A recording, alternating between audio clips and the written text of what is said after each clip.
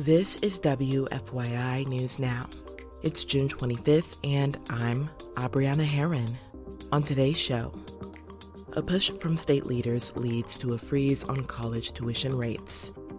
An update on the current state of Indiana's economy and its labor force. And why some children in Indiana may no longer qualify for certain services through Medicaid. We may, in full transparency, see some individuals, specifically with the new pediatric tools, that may not meet level of care. Those stories coming up, but first. Tobacco use among middle and high school students in Indiana continues to decline. That's according to the 2024 Indiana Youth Tobacco Survey. It found that high school tobacco use reached its lowest level in 2 decades, and cigarette smoking has hit a record low since data collection began 25 years ago. State health officials say these declines are encouraging, but there are still concerns. E-cigarettes remain the most commonly used tobacco product among youth, with nearly 15,000 high schoolers and 5,000 middle schoolers currently using them. Oral nicotine pouches are also gaining popularity, according to the report, which puts young people at risk for nicotine addiction. Hoosiers 13 and older who need support quitting tobacco and vaping can call 1-800-QUIT-NOW or text READY to 34191. Young people can also enroll in the Live Vape Free program by visiting livevapefree.com. College tuition rates for Indiana's undergraduate students will be paused for 2 years. Rachel Fredette reports how a push from state leaders led to the freeze. Governor Mike Braun asked universities and colleges to freeze tuition and mandatory fees through the 2026-27 academic year. The freeze applies to all Indiana University and Purdue University campuses, Ivy Tech Community College, and other colleges. Indiana's Commission for Higher Education backed Braun's push. Commission members have never given unanimous support on a tuition pause. Braun says this commitment puts students and parents first by striving for affordability. This marks the first time since at least 2010 that multiple universities have frozen tuition. The promise only covers undergraduate student tuition, not other programs. I'm Rachel Fredette. To read more on this tuition freeze, go to WFYI.org. One measure of the strength of Indiana's economy held steady for a third month, according to new preliminary data.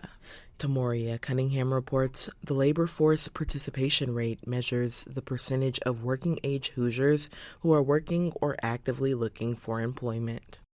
The labor force participation rate stood at 63.7% for May, the same as it was this time last year. Indiana's percentage remains above the national rate, which is 62.4%. Generally, more people working is a sign of a stronger economy. Fewer people working typically means there's an economic pullback. The data from the Federal Bureau of Labor Statistics also shows Indiana's unemployment rate improved for a 5th month in a row. It remains better than the national rate. I'm Tamoria Cunningham. And for our final story today, Indiana is introducing new tools on July 1st to evaluate if children and infants qualify for home and community-based services through Medicaid. Abigail Ruman reports the Family and Social Services Administration says the criteria hasn't changed, but some children may no longer qualify based on the new assessment tools. Part of the process for receiving Medicaid waiver services is a level of care assessment. It determines whether an individual qualifies for a nursing facility level of care based on how much additional support they need. Holly Wimsatt directs the Bureau of Disability Services within FSSA. She says the new tools are tailored to assess children and infants based on typical developmental milestones. We may, in full transparency, see some individuals, specifically with the new pediatric tools, that may not meet level of care. Wimsatt says the new tool does not change the eligibility criteria.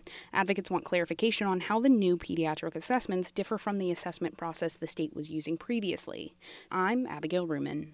Wimsatt also says a state vendor will be responsible for level of care assessments starting July 1st for certain Medicaid waivers. That's all for today's episode of WFYI News Now.